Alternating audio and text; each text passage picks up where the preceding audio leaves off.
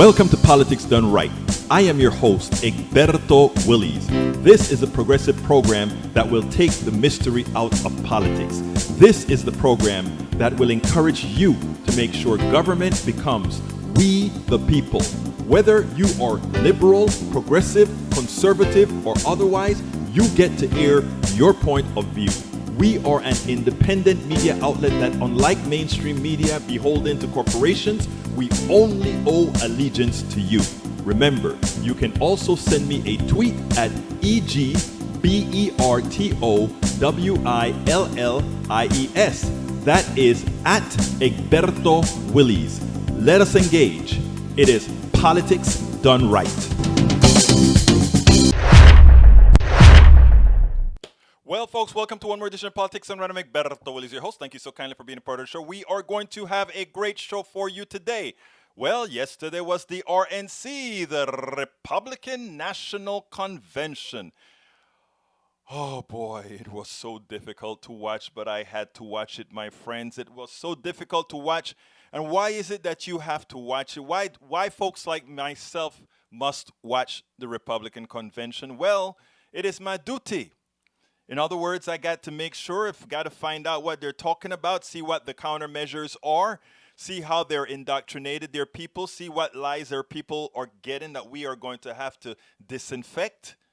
And my God, I have to give very large kudos to Rachel Maddow and Joyanne Reed and Nicole Wallace, who had the painstaking task of breaking in several times to correct not blatant miscommunication, not blatant errors, but blatant lies, mischaracterizations, and everything you could think about. Now, when I tell you guys you are not supposed to hate on your right-wing brothers and sisters, this is the reason why I'm telling you. That Republican convention, like ours as well, the Democratic convention, was very well choreographed and very believable. If you are not somebody who studies politics, but knows somewhat about politics, if you don't know that stuff, you are apt to believe everything that you saw at the Republican convention, and you cannot blame your right-wing brothers and sisters for that.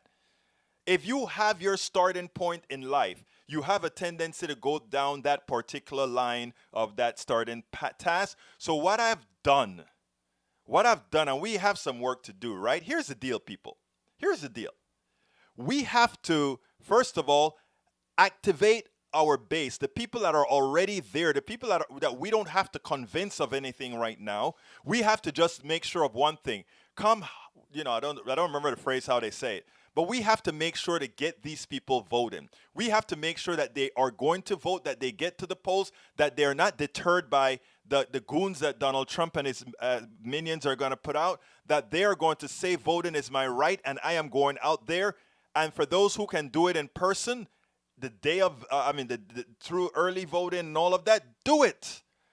Put those masks on and do it, just so that when the initial votes come in on that night, we show the preponderance of votes for the correct side. That is what we got to do, first of all. Those of you who have the ability to vote now, go and vote now. As soon as early voting starts, use that early voting time to go vote. Número uno. Número dos. Those of you that are going to do mail-in voting or do your mail-in voting, and if you have the ability to drop it into a drop box or take it to the county office or wherever, after you filled it out in the privacy and safety of your home, put a mask on and go turn it in yourself. And those who must and have to use the post office, those who have no other recourse, then use the post office, but make sure that as soon as you get the ballot, you go ahead, fill that ballot out, and put it in the mail, in a responsible area, that is. Now, if you don't get your ballot at least 15, 20 days before you're supposed to get it, then for the sake of this country, if you can walk, fill it up, put 3 masks on, and take it in to make sure that is counted, to make sure that we're not talking about having your vote being taken provisionally. We have to go. Look, They can try to put all kinds of things in front of us because they are the executive. They are the ones who execute the laws of the nation. That is our constitution. That is our constitutional flaw. There are a lot of constitutional flaws that all our people just like to think, oh, the founding fathers are this great thing that created this immaculate document. There's a lot of errors in there that allows for the creation of Donald Trump. The founding fathers and other good people would not have ever imagined that there could be people to do the things that Donald Trump and others have done. So therefore, where voting is concerned, brothers and sisters, make sure to do all that is necessary to do. Okay, let's get that out of the way first. But anyhow, watching the Republican convention was very difficult, and I imagine for those of you who kind of waited it out, you went ahead and you tried it, you realized that it was difficult, but that's okay, because we're doing it and we're going to talk about it. We have a whole few things that I want to show you on it as well. But I started that little commentary by telling you, do not hold your right-wing brothers and sisters. Do not want to strangle them. Do not hold them in disrepute. Do not, just realize one thing. You are lucky that your sources of information it's on the good side. That your source of information is a truthful source. That your source of information is a fact-based source. That we know is a fact. The problem is they have learned that the Powell Manifesto taught them to do something very well. The Powell Memo taught them to do something very well. Create institutions that had the plausibility of reality, of truth. And in doing that, what they did is they created a set of standards that some people thought were sufficiently plausible to actually mess with their own prejudices, and in that believe that they could keep their righteousness even with the policies and the people they support. I need you though, not to hate on these people. I need you to encourage these people. I need you to never give up on these people. And by the way, that's the reason I wrote It's Worth It. How to talk to your right-wing families, friends, and neighbors. Because I have all kind of techniques in there. And I also have, for those of you who know that you're doing the right thing, but you don't always know exactly why the right thing is what you're doing, we also talk a whole lot about things in there that allows you to counteract any particular subject that these folks may bring up to you. Anyhow, let's get busy. What is the show about today? We have a great show for you, brothers and sisters. The title of the show today is Republican National Convention, an alternative reality for their base. And why do I say an alternative reality for their base? If you have already eaten from the tree of knowledge, eaten from the tree of progressive values, and actually absorbed it, there's nothing that they said at that convention that could change your mind, that could have you thinking anything else. Nothing at all at that convention would have sunk into you. If you are a centrist, a center left, center right, or a true moderate, okay? Meaning right down the middle. And if you're not emotional, there is nothing that convention would do to convince you that Donald Trump somehow is okay. However, if you're in that middle area, same middle area, but that emotions can lead you, because Donald Trump is a great actor of the time of you know what we're talking about, then these people are persuadable. And we figure that probably is around 21% of the people, which means we have a lot of work to do. We have to make sure that 21% that otherwise would never, ever vote for Donald Trump, but will plausibly vote either side, doesn't have a reason to do so. So we have to be very, very persistent. And the one thing we can't be is fearful. Andrea Mitchell today did some great work with Peter Navarro as she went ahead and queried him about the fallacies that they had out there. But I was a bit concerned about her because now she was interviewing another person and she said, is there something we can do about the power of the incumbency? And Trump can actually go ahead and allow a vaccine to go through. And Trump can actually just go ahead and release plasma, or Trump can go, and all these things that they said Trump can do. And it's true. The thing about it is, let's stop thinking that Americans are idiots. They are not. Not because somebody's a right-winger doesn't mean they're foolish. It just means, again, their source of information. And what we have to learn how to do is invalidate the information that drives them. And that is what we do here.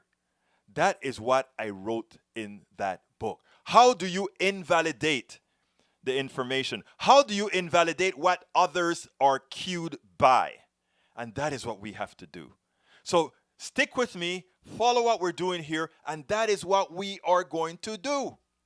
We are going to make sure that we have the power to invalidate the sources of information so that then they can start seeking, looking for other sources. And then they make up their own minds after they're convinced of their own thing.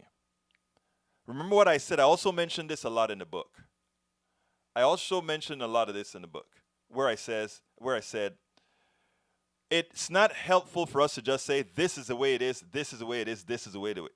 It's best for them to come to that realization based on leaning, questioning, where you actually already know the answers. And they are going to likely come up with the same answer because you know your answer is factual, fact-based, etc. So those are the things that we talk about. And then when I'm done playing the videos and talking a little bit more, I'll spend a lot of time talking on our talking about these issues. But anyway, Nancy Pelosi yesterday, I think I did this tape yesterday because she did a very good job. Nancy Pelosi came out and said after Mohideen interviewed her, she went ahead and pointed out and made it very clear that the reason the post office is in the state that it is right now is that the promise that Donald Trump has made to pass the bill, he's reneging on it. So she is out there every day now doing what we've said Democrats fail to do all the time. And that is to go out there and make sure and prime the channels every time. Prime the channels and let them know where faults lie for everything that's going on. So let's listen to Nancy Pelosi come out and put the post office blame right on Trump. And with that, she used another tactic by making sure everybody knows veterans are affected, those who need their medicines are affected, etc., etc., etc. Bring it on, Nancy. What is being done to help millions of desperate people at this hour? Can you honestly tell people that Congress will do anything to help them in the next 71 days or even by the end of the year? Well, a lot of that will be up to the administration if they stop making their misrepresentations to the American people. But 101 days ago, Congress passed, in a bipartisan way, legislation to honor our heroes, state and local government workers, healthcare workers, our teachers, first responders, sanitation, transportation, food workers, and the rest who meet the needs of the American people. We also said we want to open up our schools and our economy in a healthy way by addressing the coronavirus with testing, treating, tracing, et cetera, spacing, wear your mask, and the rest, and then put money in the pockets of the American people. Today, as I think about this and watch the president's remarks, I think, you know, some of his supporters, while they prefer him, they have to know that they are choosing him over their own children. The president is standing in the way of our passing legislation and having a strategic plan to crush this virus so that children can go to school safely, that teachers can go to school safely to work. And this involves everything, the schools. It involves ending the coronavirus, having the protections in the schools if children go there, to have the funding for state and local government, which supplies over 90% of public education. And also, if parents must go to work, and he's declared teachers essential, if they must go to work and their children cannot go to school, then we must have child care, which they are resisting. So what they are doing is really immoral. It is immoral. The president said if we passed a freestanding postal bill, he would sign it. We did. Now he says no. And this is a health issue as well in terms of nearly 100% of the medicine that comes from the VA to our veterans goes through the mail. Why has this happened? Because in early June, there was this semblance that the economy may be looking a little bit better. Case numbers were dropping. There was criticism that Republicans got too optimistic too early about the need to do more. Is there any criticism towards the Democrats that they did not keep the pressure on the Republicans in the House up? No, we have kept the pressure on. We passed 101 days ago. Mitch McConnell caused for a pause. They have been receiving overwhelming advocacy from the American people. They just simply don't seem to care. Having people like you say things like that, with all due respect, the fact is they have refused to meet the needs of the American people. The president wants two things. He wants the stock market to go up, so trillions of dollars are out there to the money markets, the credit markets, and the rest to bolster the stock market. And we're saying we need a commensurate amount of money to bolster the middle class in our country. But when it comes to helping people, the president wants one thing. He wants to help Donald Trump by sending a letter with his name on it that says, I'm sending you this check. He doesn't care about stopping the virus, which he calls a hoax. He doesn't want to help state and local government. Right. He says they should go bankrupt. That's what Mitch McConnell says. He doesn't want to be helpful in terms of all that we have to do. Now, here's the deal. You notice when she said it is immoral, Mohiuddin, Ayman Mohiuddin, he raised his head up. Oh, wow, she's really hitting it now. You see, they're not used to Democrats really hitting back. And Nancy Pelosi has gotten a harder streak and harder and necessary streak right now. She also points out that it is not passing these bills are the exact reasons why we cannot get past this pandemic. She's laying the groundwork that all these issues were solvable, but the president was derelict. And that is what she's putting out there. And all Democrats need to fall in line and start hitting the president on all these topics. We're in the position that we're in. Now, for a long time, I've been talking about suffering in silence, and the depression will not be televised. We have to also televise the depression is occurring under the realm of Donald J. Trump. That is what we have to do. We have to. They presented an alternate state of reality at the convention. Everything is beautiful. Everything is nice. We've beat the coronavirus. Employment is great. People are doing fine. That is the theory out there. And the people that support Donald Trump in Appalachia that are suffering, they still support Donald Trump because there's some nativist stuff there that's causing them to support him, with the expectation that later on, that prosperity that Donald Trump is talking about that has hit so many other places, just not theirs, will come there. Well, we have to make sure to let them understand that under Donald Trump, their state of poverty, their state of despair, their complete state of being is going to be stagnant. It's going to remain exactly the way it is, because the reality is he doesn't care. And you know what is most important that they need to understand? If he is elected, he no longer needs them. And that is the other part of the argument that we have to put out there. If Donald Trump, first of all, what did Donald Trump really do to make your lives better, have improved your personal life? If there's nothing there, then they come back and say, he has been giving these things away to all the rich folks and show how the stock market is doing, how all these things have been done. But then the next question is, he owes you nothing after he's reelected because he cannot run again. So therefore, he has no desire other than making the rich fat cats happy, who's going to take care of him after he leaves office by doing many things, bribing people to make sure he doesn't go to jail, bribing people to ensure that he can get the things that he wants. It is important. It is so important for us to hit the floor running. When you hear Andrea Mitchell saying, oh, he's the incumbent, do you think he can pull it off? Remember Dukakis? Well, you know what? Dukakis didn't have the posse that the Democratic Party is going to have for this election.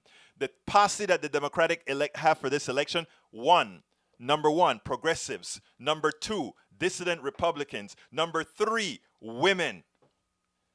Dukakis never had a preponderance of those people. So what I'm trying to tell people now is stop being fearful and simply go execute.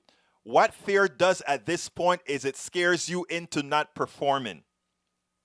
So fear right now is corrosive. Fear right now is a cancer. We are leading. We will stay in the lead if we are not fearful and if we go out and tell the stories, not only to the people we like, not only to the people that are soft-spoken to us, but to that outspoken person that you hear mouthing off about Donald Trump.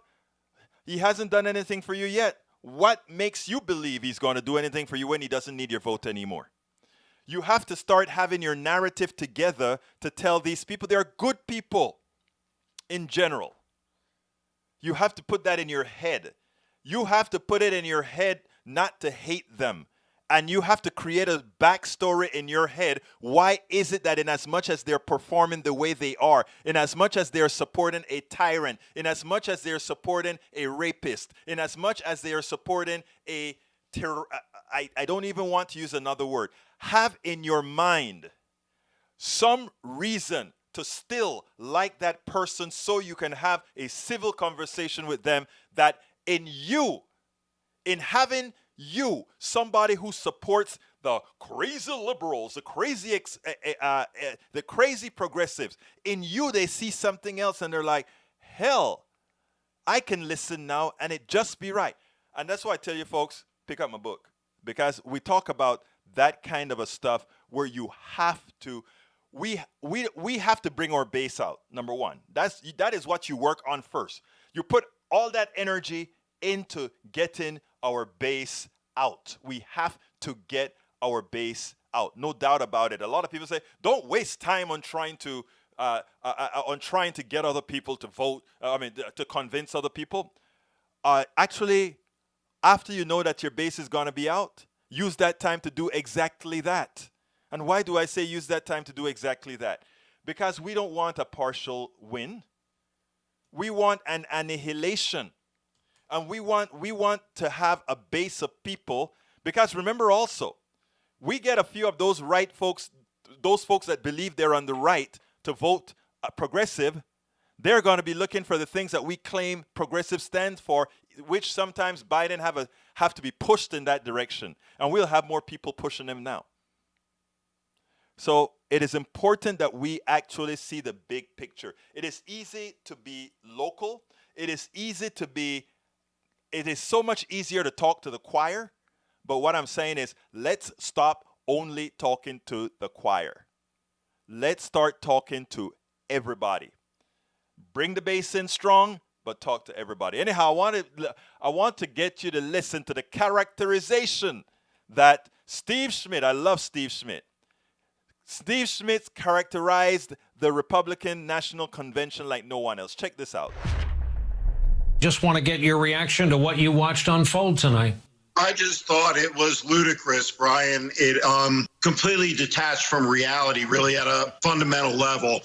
We saw with the McCloskeys, the race baiting and the fear tactics, the absurd notion that Joe Biden is going to end suburban America. We saw the snake oil sales pitches on hydrochloroquine and other remedies that have no effect in fighting coronavirus.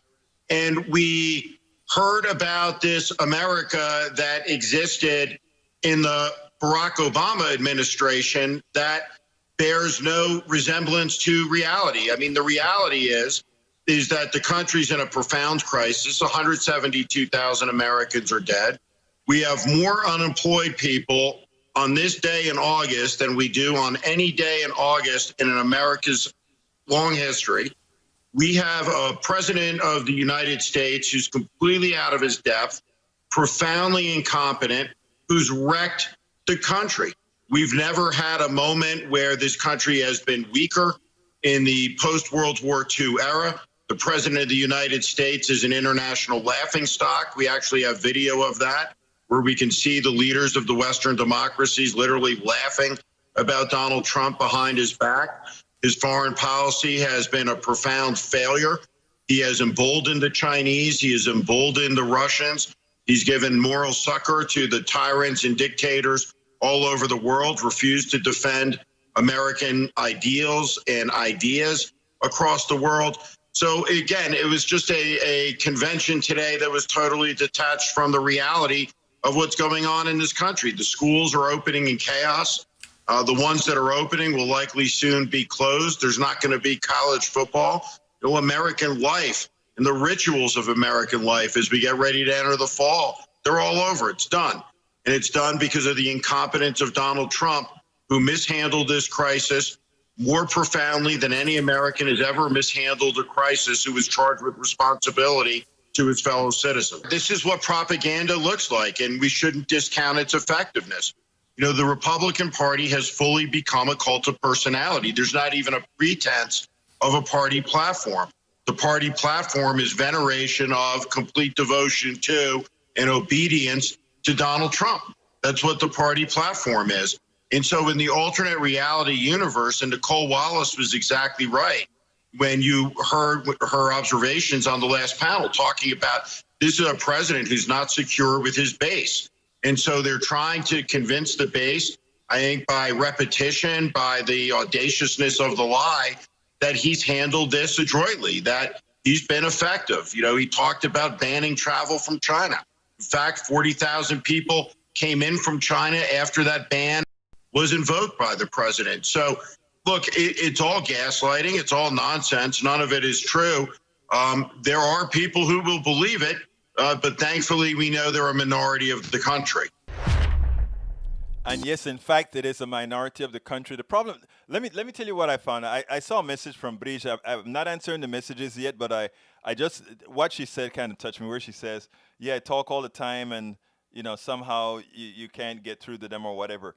You know, what a lot of people don't get many times, and I've actually found this out, is that people people don't want to change their beliefs. That's a fact, right? They don't want to change what they believe because they don't want to just think that they could be wrong. But when you talk to them in a sane manner, in a non-confrontational manner, etc., you are actually planting a seed that may not sprout for months, a seed that may not sprout for years, but when the right sunshine and the fertilizer and the water get at just the right point, they have that to fall back on. And it's like, oh, and in the book I told a story about a guy in immigration when it really clicked on him that we really wanted immigration. And you know, a lot of the things that people think about immigration about can depress prices and all of that, a lot of it is true. But that isn't the solution. Just banning immigration and that sort of stuff is not the solution. We have much better solutions that are not based on infecting some sort of slave labor mechanism, etc. Folks, if you're just joining us, please do remember to share this on your wall, share this on your Twitter, share this on your Tumblr, share this on your Instagram, so that people will be well informed with the things that we talk about here. Because I tell you what, we make a difference. All of us here make a difference. You have a hard time seeing it, you make a difference. You mention a few things we talk about, you make a difference. I've seen, it is funny because I don't know how many of you this has ever happened to, right? But I remember I spoke to somebody at a convention, I don't remember, several years prior.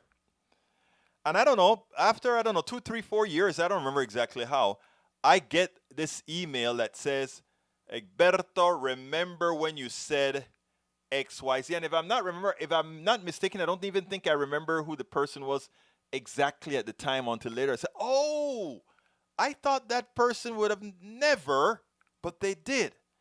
And they seeked me out to say, hey, you know what? You were kind of right on that. I get it. And then the other thing that person says was like, is there anything I can do to help folk? Because I tell you, that's the other thing. Most of the times when you get somebody of a flawed ideology converted, they feel so appreciative and so in need to get others who feel that way that they want to be engaged right away. And I tell you, one of my most staunch progressive allies that's out there doing a whole lot of stuff right now is a former right-winger. And this guy now, oh, I mean, you would never tell or could not possibly tell that this person was that way. And you know, I've seen that happen so many times. So don't give up, Briege, on those people that you know it is tedious to talk to. I mean, it's just like listening to this Republican National Convention. It was hard because you know that it's what they're saying is lying, and you know they're simply lying to their own audience. And how evil is that? When you lie to your own people with things that can actually hurt them, how evil is that? How evil is it that they're pushing treatments that really can harm? How evil it is that, you know, I mean, there was this stuff done. I mean, let's take a look at just something as simple as Falwell. Falwell's, and apparently, you know, Falwell has this strict code of ethics at Liberty University. You can't have premarital sex. There's a time you couldn't even have interracial marriages or anything like that. I mean, you have all these types of issues, right? But then at the same time, we have now Falwell and his wife with a male concubine. I don't know if that's legal, but with a male concubine that they picked up, a 20-year-old they picked up as a toy, as a sex toy. And then he grew up. And then he started to make claims.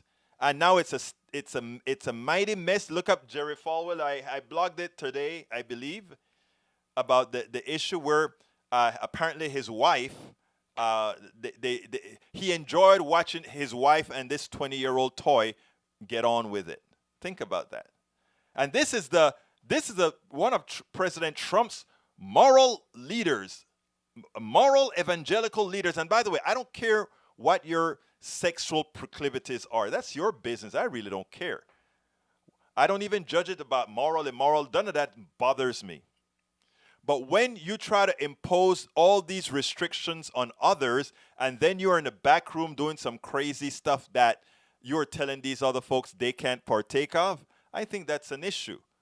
But we take a look at the hypocrisy of evangelicals caving into Trump and all the things that he does. Why would they cave into all the things that Trump does? Because that's who they are. Those evangelical leaders can actually accept Trump because they effectively are Trump. They behave like Trump, they just do it quietly.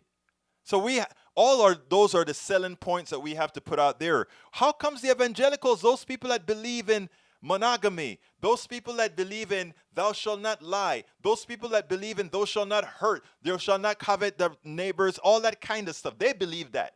I don't care what you believe, but that is what they believe.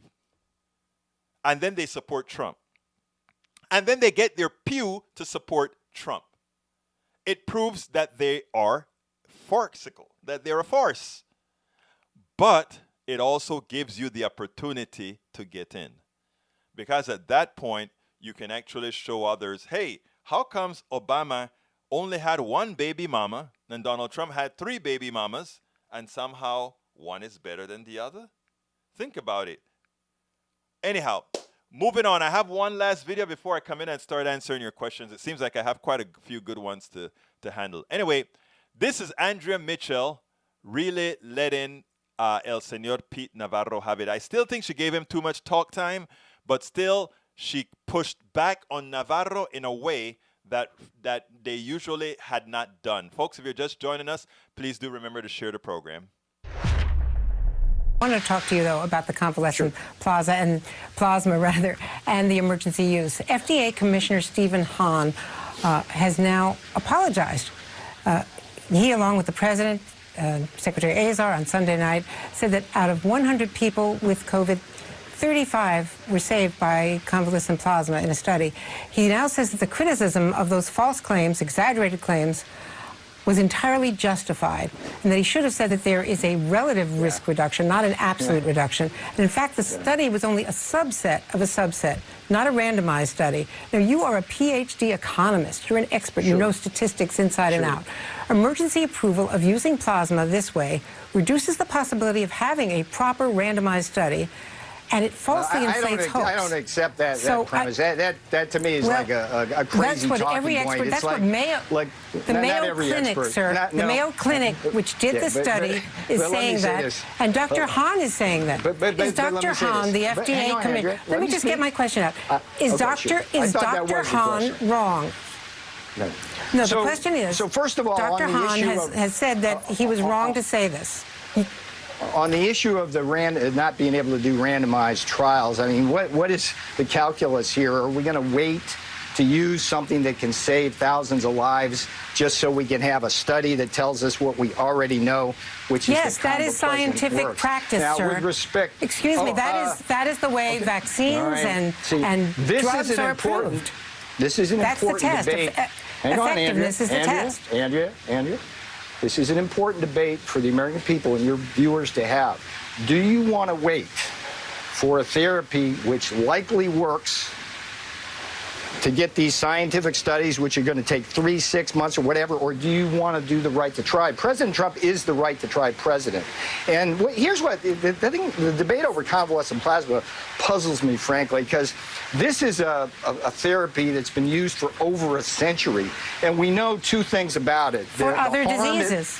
Not for COVID. This is a new virus, sir. Exactly. But if it's used for other diseases, here's my claim. My claim is that the odds of this being able to hurt you are close to zero, so it's safe. The odds of it being able to help you are close to 100%. Now, whether, Hahn, he close to misspoke. 100%? He cited the odds of this being, hang on, the odds of this being able to help people is close to 100%. It's not going to help every person.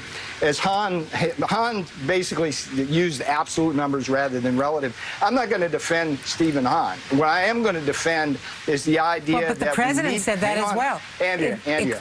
It was the president, it was Stephen Hahn and Secretary Azar together on the platform at the White House. You do a disservice. I just have to correct you as you go along. You do a disservice. Important clips I think you could play, Andrea, at some point, is Vice President Biden's chief of staff saying how they did every single thing wrong during the H1N1 crisis, and it could have been the largest mass casualty event in history. And I would remind you, when the president pulled down the flights from China on January 31st, he was called a xenophobe and a racist by Biden, yet that saved hundreds of thousands of lives. Well, that was out of context, sir.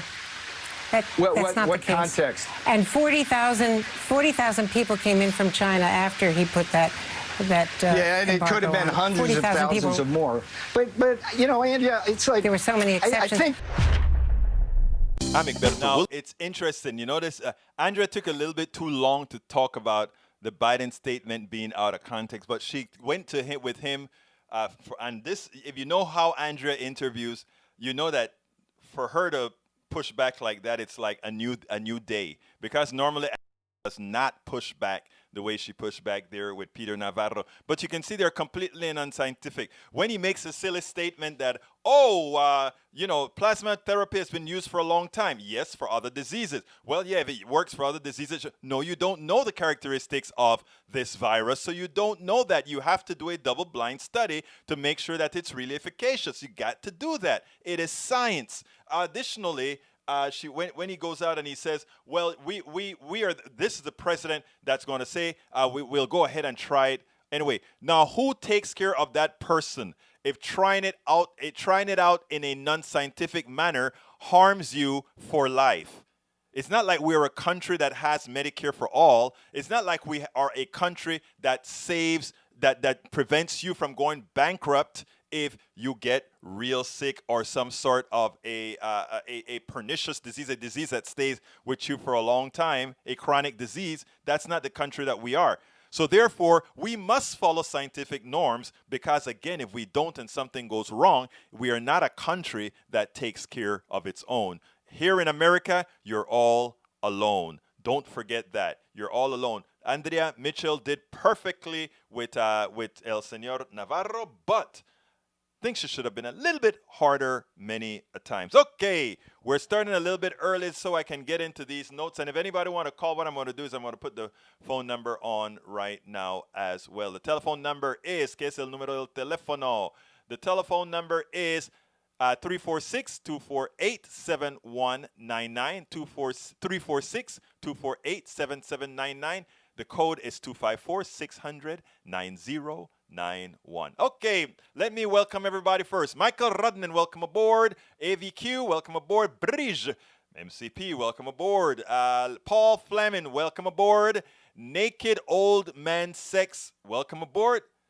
I don't know. I'm curious about what you do with that handle on Twitch, brother. Naked Old Man Sex. I'm curious. Anyhow, let's see who else is here. We have para ver. I think I saw Bruce Pollard is here as well. Norman Reynolds is here as well. Paul Fleming, I don't know if I called you, but I think I called you. Mike Cisak is here, creating a little bit of ruckus, Mike, Mr. Cisak. Rose Williams, how you doing, Rose? How you doing, Rose? Let's see who else is here. If I miss you, just throw something else in there and I'll find you. Okay, let me go to the top again. All right, Michael Redden said, the Republican Party announces that it stands for nothing. First, the platform is taken seriously by those who stand by the issues that matter, aka progressives. So if you want those issues properly addressed, vote in more progressives. Second, the Republican Party isn't the party of nothing. It's a party of Trump, as they have long since become a cult of personality, and in their eyes, their leader can do no wrong. As an authoritarian strongman's his way through every problem. His way through every problem. Strongman's his way through every problem. In recent years, people have tended to ignore or even gently deride the deliberations of party platform committees. All these arguments over arcane questions of policies, and for what? The nominee, if elected, won't be bound by any of it. True enough. Yet the Republican decision this year to adopt no policy platform whatsoever shines a light on the democratic significance of the exercise and the alarming vacuity of the Republican Party under President Trump. The Republicans are announcing that they stand for nothing. Their party's only reason for being is to gain and retain power for itself and its comparably unprincipled leader. What kind of future can there be for such a party, and how healthy can the two-party system be? I love that phrase. Where you got that? In the Washington Post, or did you write that? I'm going to assume you pulled it out of the Washington Post, but you could have written it as well. Anyhow, first night of Republican convention, more dishonest than 4 nights of DNC. Lies repeated, lies believed. There's extensively long list of failed fact checks. All of this is by Rodman. Conservatives are living in their own fantasy reality. If they swallow all this, just remember. You know, I don't mind people living in their own fantasy land if it's only a few of them that don't affect the outcome of elections. But in the long run, we must blame those who were gullible to have elected Donald Trump, nicely, of course. But the reality is we ought to expect more research from those people who are voting these people in. We ought to expect more of that. Bridge says the RNC was never mentioned, the amount of deaths. Did they? No, they never mentioned it. I couldn't watch the... I hear you, Bridge. I hear you. Macaroni says 178,000 COVID deaths and counting. Yes. It will be 180 tomorrow, the day after. Use a $55 stamp to make it first class. Will help U.S. Mail, and yeah, there you go. Thank you for helping out the U.S. Mail, Brish. Absolutely right. Okay, did Eric Trump look high or drunk last night? Paul Fleming, Eric Trump always look high and drunk, and he speaks drunk because he doesn't know much. He's like his daddy. They probably paid for his papers. All right, Twitch coming up with some funny... Yes, I know. Okay, Paul Daddy yelled at him. Okay, let's continue. Para ver. I'm going down to see. I saw one that I want to get to before we are done here. Para ver. Bruce Pollard said, stretching the truth, just like weather prognosticators. Well, folks, we are about to get a hurricane here in Texas. More than likely here in Houston, pretty darn close. It seems like it's coming. Everybody's prepared. I went and got my gasoline and some other things, assuming that we're going to get a tough one, but we'll see. Okay, let's see. The other thing Trump has done for me is show me how many racist bigots are out there. Well, I'm glad he showed that to you. I have to live it, so We see that all the time. The thing about it is you don't speak it many times. You just go ahead and live it and consider it. And I fight myself between doing nothing and always doing something. And the reason why is doing nothing means you status quo. Nothing ever changes. Talking up sometimes can make some of the people that you're with uncomfortable. So you have to learn what battles to fight for maximal good. So that's what I do. All right, I've tried so many times, but like giving medicine to the dead. She's talking about talking to the people on the right. Well, you know what? While medicine won't work on the dead, your voice, your talks, your intellect become the seed into somebody's brain. Remember that. Even if it's not immediately realized, I can tell you that, Bridge, that your words mean something to others. Bruce says it's hard to change people's mind when their beliefs are based on faith and not truth. Exactly. And that is why, if you notice what I said, Bruce, when I was talking about the issue about why you cannot hate these people, because first of all, you're absolutely right. But here's the other thing that I said in the message, and I think I put this in the book also. You have to devalue their sources. So let me give an example. There are a lot of people who think in the absoluteness of this evangelical movement, right? Well, guess what has been happening? I mean, the evangelical movement, yeah, we've had a big lull from the from all those charlatans that used to be on stealing the people's money. We have a lull from that. But it's right back again with Jerry Falwell and others, right? And with Donald Trump. Donald Trump implicitly has has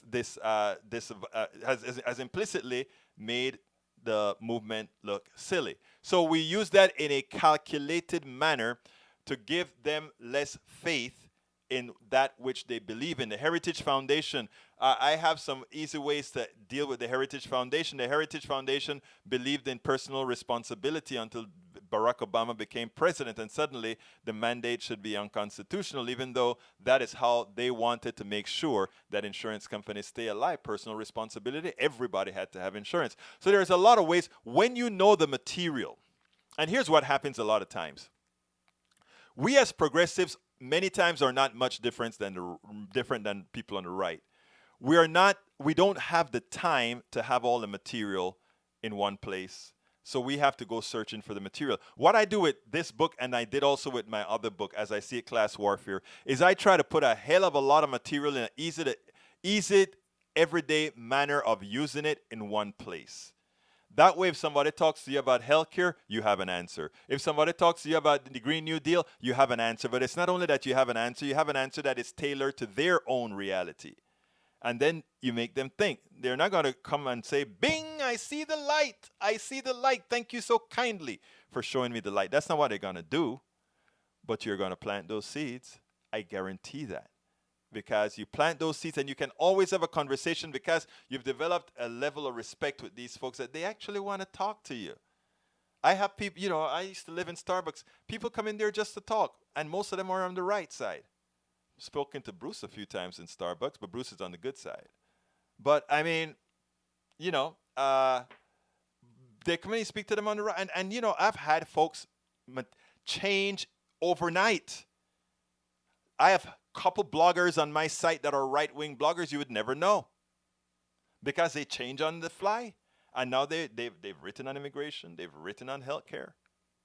Okay?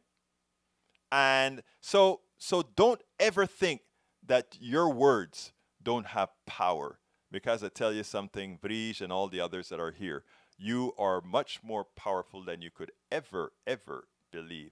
Paul Fleming says, ATL checking in, Atlanta checking in. Hi, my brother Paul.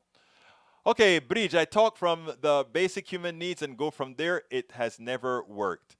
I don't want to say it has never worked. It hadn't never worked at the time that you wanted it to work or in that instant in time. A lot of times, and the other thing I use with people all the time is remember when you go vote, when you're voting, it's only between you, your God, and that booth. Nobody knows what you do. So you can come out of that booth and say, yes, I supported my master Trump, having voted for something else. Give people a permission to do other things. Okay, Mike Cisak. Here are the fascist leftists demanding customers of a restaurant raise their hands in salute of the mob. Wow. I won't even look at that tweet. And for anybody who has who see that tweet that Mike Cisak is there, disregard it. These guys come up with a whole lot of stuff, some of them fake, some not, to be representative of what we progressives believe in. We know what we believe in. We know what Black Lives Matter really mean. We know what Green New Deal really mean. We know what Medicare for All really mean. Don't allow crazy right-wing rhetoric to somehow make you believe like it is less valuable. Disregard it. So Mike Cisak, a tweet that tries to tell me about progressives or leftists doing something means nothing to me. It means nothing to me. May mean something to you. May be able to, it may be your people continuously trying to hoodwink you, which they've successfully done thus far. But you're here every day, so you'll be changed in the long run, I'm pretty sure. Michael Rodman, is widespread suffering the natural human condition? No, it's not. It's a capitalist condition. Widespread suffering is a capitalist condition. And people say, but wait a minute, America is capitalist and the people are living much better. But if you go to Bolivia, if you go to Cuba, if you go to all, and they'll name you all these places that are doing badly, right? And the one thing they miss is the capitalist thread in those countries that are perpetuating what's going on. I mean, let me give an example. You know, people who, let's say you go to a nomad land where everybody grows bananas. They walk around. They have their little valleys. They have their tea in the mornings. They have their cow milk. All that. They've been a successful nomad society. And here comes this capitalist, quote unquote, high-tech society. And we're going to bring modernity to them. And in bringing modernity to them, they have to work harder. They're more hungry. Which was a better life for these people? You see, we have to stop judging things from our point of view. Now, what we have done as a capitalist country is going to a lot of different places and depressed them.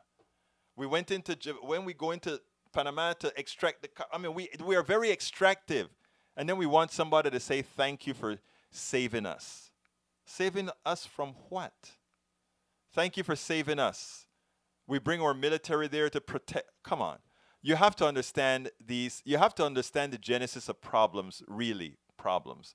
Okay, Michael, let's see. Mike C6 says his parents started a business in their garage 40 years ago. Democrats supported BLM and Antifa burned it. Wow. And am I supposed to feel like, okay, let me tell folks, I am not into just going and blowing stuff up, okay? But let me also tell you about complicity. Learn what complicity means.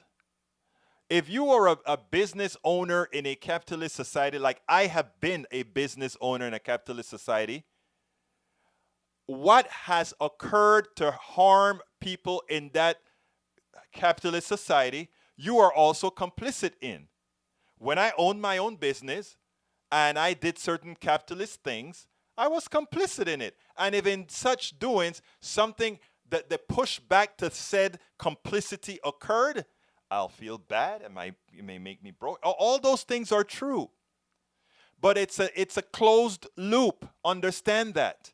So when you want me to feel sorry from this guy, this Democrat who had a business, successful business, and everything was going fine and all of that, and they just came and burned it down. I'm sorry for that guy. I'm sorry his business got burned. I really, really am. He was, let me give a corollary to that. When Bush #1 invaded Panama, and a small amount of soldiers, American soldiers, died, but 10,000 Panamanians died. According to Wikipedia, 4,000. According to the UN or something like that, I think they said 1,500 or something like that. But we in Panama know 10,000 Panamanians died, okay? When Colin Powell was asked about the amount of civilian deaths in there, it was called collateral damage. Nobody said the pain and suffering that the families of each of the dead was feeling. The financial ruin of the dead that was killed in war. None of that was mentioned. They were collateral damage. There was a system. And because they were there and the system was being purged, they were just collateral damage. And I don't want to be as callous to the owner of that business to say that he was collateral damage, but if I want to be very honest about it, he was collateral damage to the occurrences. Now, let me tell you what could have been a better, something that could have created better outcomes. If all those businesses that are lining these streets came out and said, we are a part of society as well. And as part of this society, we see that there's a certain percentage of our society that is treated like dogs. A certain percentage of our society that the police that we pay our extended taxes for, they are maiming some of the people in our society, some of these people that are our own customers. You police officers are harming them. Stop it. If the people that have a stake in society were doing those things, then the destruction of certain businesses, etc., one would have an extra. I feel bad for them now, but you'd even feel worse because they were not a part of a system creating the problem. Understand the difference between individualism and societal problems. That Democrat losing his business was an individual problem, sadly, but the societal problem is greater. And did that business owner and all these other businesses who have seen and who have benefited from the attacks on the underclass many a times, have they been working towards helping that issue? Oh, wow, a lot of messages came in. I'm not going to get to them, so let me just jump to the bottom. See, okay, definitely ever since voodoo economics, I like to use voodoo. Okay, I'm not going to be able to get to all of these messages, but I'm sure I'm going to read them because it's important. Mike, you should have not, Rodman, you should not even have looked at it either, Rodman, but, you know, it's a free country. Let's say, anyway, I made the case that I wanted to make when it comes to businesses that get hurt. I wish them no harm. But again, my question is, have they been a part of fighting for an equitable society as well? And we all have to look at that. We are all stakeholders. We are all complicit. And until we realize that we have to be our brothers' keepers or sisters' keepers in a society, society will continue to fail. It is so important. It is so important that we understand these issues. Anyway, I need to give my little quick spiel right here. Folks, we need your support. Please go ahead and join us. Please become a subscriber of Politics Done Right by going to politicsdoneright.com/Patreon. Please support us as well, if you feel to, at politicsdoneright.com/PayPal. politicsdoneright.com/PayPal. Likewise, you can support us on Facebook by going to politicsdoneright.com/Facebook and go to our store at politicsdoneright.com/store. We could not possibly do this without you. Or we need you. That's what I need to say. To stay doing what we're doing, to stay giving the message out, to stay writing all the blogs. By the way, this show is just 1 hour. It takes several to prepare and cut in the videos and all that stuff. Plus we have, of course, I write books as well with these issues to support the show and to message as well. And you know that we blog every day. And thanks to Rose Williams, who now helps by correcting my grammar where necessary in my blogs, etc. So this is hard work. This is a lot of work. And we need a lot of people doing this. In fact, the other book that I think I'm going to come out with before I do finish the Utopia, because I have to see how the election is going to really work on the Utopia exactly to make it more to make it better, is about blogging and how to do it a bit easier. Because what we need, the other side have a lot of paid people that just put out material over material over, they just put out a ton of material. And because of the way search engines work, that material get assimilated and and you have a volume of material, it seems like truth. And that's the kind of truth that can convince Mike Cisak that he's actually saying something that makes sense. Because he has a base of information, however bad, but a base of information that is able to fool him. We have to do the same. That's why I am doing what I am doing. That's why I invest the 16 hours a day, 7 days a week to do this. Because I understand that we have to do the same thing. We're not going to be paid like these guys. We're not going to be paid like these guys. But we have a bigger stake. So we have to multiply ourselves. And I've been working with many other people to say, let's blog together, let's do this. And others want to bring a whole lot more people on board so that we can also be directive of the message. Folks, my name is Egberto Willies. This is Politics Done Right. And you know how I end this baby. I am what? Out!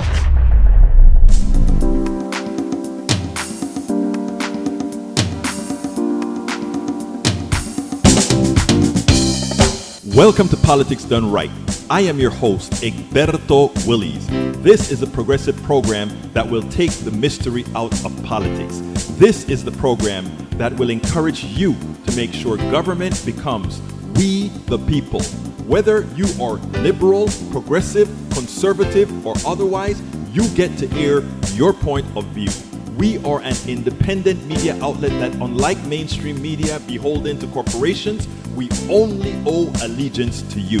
Remember, you can also send me a tweet at EGBERTOWILLIES. That is at Egberto Willies. Let us engage. It is Politics Done Right.